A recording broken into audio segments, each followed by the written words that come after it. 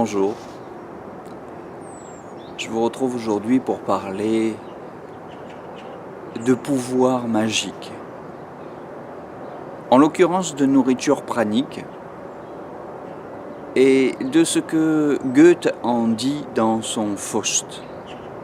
J'ai été étonné de trouver une mention de ce problème, évidemment pas sous ce terme, puisque le terme nourriture pranique est celui que nous utilisons aujourd'hui au XXIe siècle, mais l'évocation de cette possibilité de vivre sans boire ni manger rien de conventionnel, eh bien, c'est une possibilité qui est évoquée et qui semble déjà caractériser Faust avant même sa rencontre avec le diable, avant même sa rencontre avec Méphistophélès.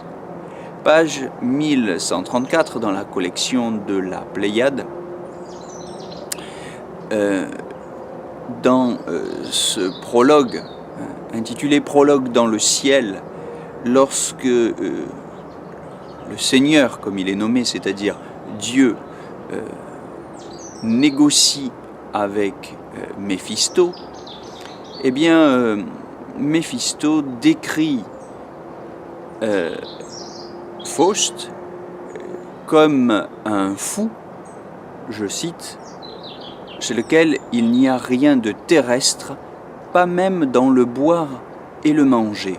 Fin de citation. Vous voyez, dans ce prologue, qui est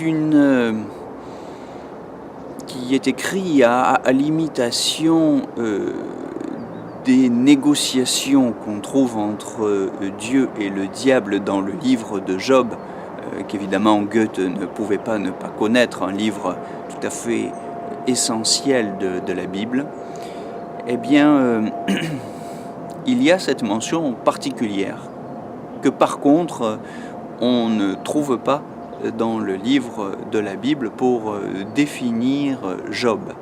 Job est un juste.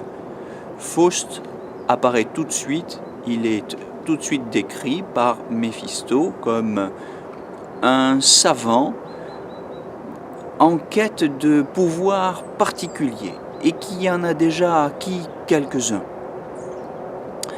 Donc nous sommes là dans une réflexion tout à fait différente de celle du livre de Job, une réflexion sur l'acquisition des pouvoirs. Par pouvoir, entendez, pouvoir magique, pouvoir surnaturel, pouvoirs extraordinaires. Il est évident, c'est dit clairement, que Faust est un alchimiste. Il n'est pas un philosophe ordinaire, il n'est pas un moine, il ne se destine pas à une spiritualité désincarnée. Ce qui l'intéresse, c'est la maîtrise de la matière.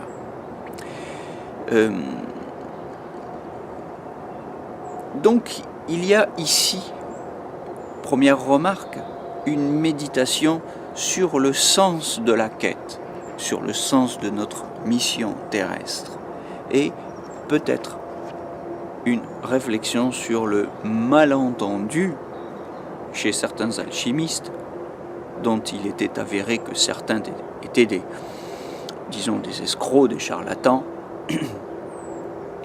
une réflexion sur le malentendu de cette quête. Deuxièmement, une réflexion sur les pouvoirs préalables à la quête ou consécutifs acquis en chemin au cours de cette quête, qui ne sont pas une bénédiction en soi. Je crois que c'est ça que Goethe veut nous dire. Souvenez-vous que Faust, c'est l'histoire d'un personnage qui vend son âme au diable et qui sera damné.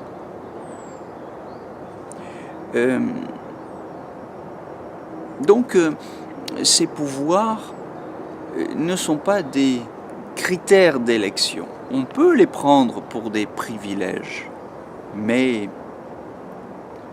Ce sont des pouvoirs ambigus qu'on peut confondre avec le but ultime de la quête, mais ce sont des pièges et des illusions. C'est à Satan, nous dit l'histoire, que Faust sacrifie en cultivant ses pouvoirs et en cherchant à les accroître. C'est à Satan qu'il sacrifie lors de la nuit de Walpurgis. Satan, entendez-le bien comme un philologue doit l'entendre. Il ne s'agit pas simplement d'une injure en passant. Satan, en réalité, n'est pas un personnage, sinon dans une pièce de théâtre ou un film, parce que là, nous avons besoin de personnages pour faire vivre et fonctionner l'intrigue. Satan, c'est Shatan en hébreu. Celui qui sépare, c'est l'obstacle. Ce que les Grecs ont traduit par diabolos, du verbe diabalein, celui qui se jette par ou en travers de la route, qui donc fait obstacle, effectivement. Donc il y a bien l'idée ici, à un niveau plus profond, au-delà de l'histoire et des personnages qui incarnent ces notions. Il y a l'idée d'une quête de pouvoir qui vont faire obstacle. Il y a l'idée d'une quête de pouvoir qui, de moyens, deviennent des fins, qui, de simples instruments, sont pris pour des objectifs et qui, en devenant l'objectif, la fin, le but de la quête, finissent par se retourner contre celui qui les a cherchés, contre Faust, et les prendre au piège d'une vie finalement beaucoup plus limitée et beaucoup plus angoissée que ce qu'elle était d'abord. Cette histoire de Faust nous rappelle, enfin, troisième remarque, qu'il n'y a de quête que d'amour, mais ici aussi, il y a un malentendu pour Faust, puisque à un premier niveau, en tout cas au niveau littéral de l'intrigue, cet amour, c'est le pouvoir de séduction de Faust à l'égard des femmes qu'il conquiert. Et ce pouvoir va le conforter, va l'enfoncer dans cette auto-mystification. Je pense que Goethe essaie de nous dire, c'est un petit peu le problème de sa vie d'ailleurs, quand on étudie l'autobiographie de Goethe. Bon, enfin, il avait quand même compris qu'il y avait une différence entre amour et amour, et risque de confondre évidemment différents niveaux, différentes manières d'aimer.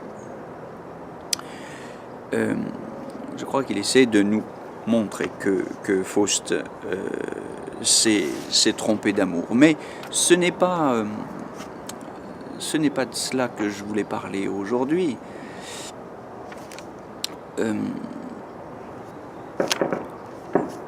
Je voulais insister sur cette question des pouvoirs. On a à trouver son chemin entre l'hyperdifférenciation qui nous distingue, et je crois que c'est cela que cherche Faust. Il veut se distinguer par la culture de ses pouvoirs magiques. Il cultive une marque distinctive, comme le font ceux qui ne mangent plus, comme le font ceux qui font savoir qu'ils n'ont plus de relations sexuelles, comme le font savoir tous ceux qui cultivent des pouvoirs, les acquièrent, tout ou partie, et le font savoir. Et qui, ne comprenant pas ce qu'ils disent, croient alors atteindre l'unité, parce qu'ils vivent leur progrès comme une récompense divine. Alors ils exacerbent leurs différences, ils exacerbent leurs particularités, ils l'exhibent ou ils les exhibent publiquement, ils en font ostentation et ce faisant, ils se regardent plus ou moins narcissiquement dans le regard, à travers le miroir du regard des autres. Bon, c'est une sorte de voie de dénigrement, c'est la voie de l'orgueil, et c'est bien cet orgueil qu'on sent poindre chez Faust. Alors par rapport à ce piège de la séparation, par rapport à cet obstacle, à cette séparation d'avec soi-même, qui, je crois, me semble poser, au-delà du sens littéral de la pièce, à travers la métaphore, je crois que la question qui nous est posée, c'est la question de savoir ce qui nous sépare du réel, ce qui nous empêche de vivre en harmonie avec le réel, d'y trouver notre place, de nous y sentir heureux à notre place, en harmonie ou en conformité, pour reprendre la célèbre formule, le terme qu'employaient les stoïciens. Qu'est-ce qui nous empêche de vivre dans l'unité ? Je n'ai pas de réponse, en tout cas pas de réponse théorique, pas de doctrine ou de posture théorique à proposer. C'est la raison pour laquelle je ne vends rien. Il n'y a pas de méthode ultime. Il n'y a pas de réponse théorique satisfaisante. Comme Socrate le concluait en disant que la seule chose qu'il sait, c'est qu'il ne sait rien. Et s'il ne sait rien, c'est gratuit. Il n'y a rien à vendre, ai-je envie de dire à tous ceux qui voudraient vendre quelque chose, sinon peut-être l'hébergement, le toit et le chauffage. Mais il n'y a rien à vendre. La quête est entre nous, sur un plan matériel, complètement gratuite. Méphisto, lui, fait payer. Et au-delà de l'argent, le prix à payer est beaucoup plus profond. C'est l'erreur elle-même, c'est l'angoisse pour finir. Et c'est le sentiment désorienté d'avoir perdu son temps.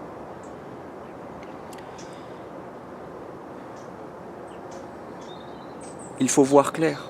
Je crois que c'est la seule issue et il n'y a pas de méthode pour ça. Il n'y a pas de méthode pour acquérir la méthode non plus. Il faut simplement éviter de tomber sous l'emprise de ces sagesses payantes, de ces marchands de sagesse. Si on peut éviter ça, on évite, je crois, de tomber dans un gros piège. Je sais que beaucoup de marchands de sagesse, pour vous apprendre à acquérir tel ou tel pouvoir, proposent sur YouTube de vous vendre des stages à bon prix Le prix est peut-être encore plus lourd à payer qu'on imagine quand on a à payer un prix. Je veux dire que ce n'est pas seulement en euros que ça se mesure. Voilà, je crois, la leçon, ou l'une des leçons qu'on peut tirer du Faust de Goethe. Beaucoup de gens considèrent, à tort à mon avis, que que l'argent n'est qu'une énergie.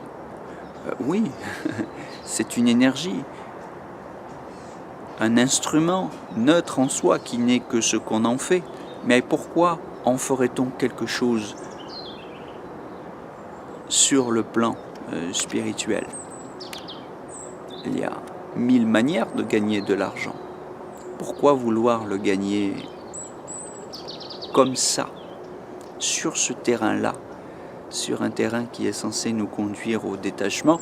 Voilà, c'est une question que je pose, que je repose après Socrate, après Jésus, après Épictète, après tous ces sages de l'Antiquité.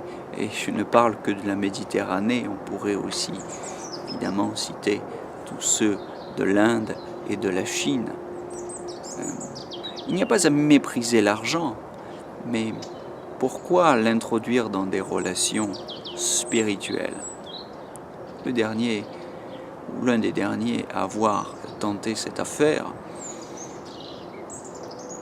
en Occident, c'est Osho. On pourrait parler aussi de Sogyal Rinpoche et de son attrait, de sa fascination pour les objets technologiques et au fond pour tout ce qui brille. Osho, que tant de monde, y compris dans le milieu de la nourriture pranique, cite comme une référence. Allez voir comment il a fini.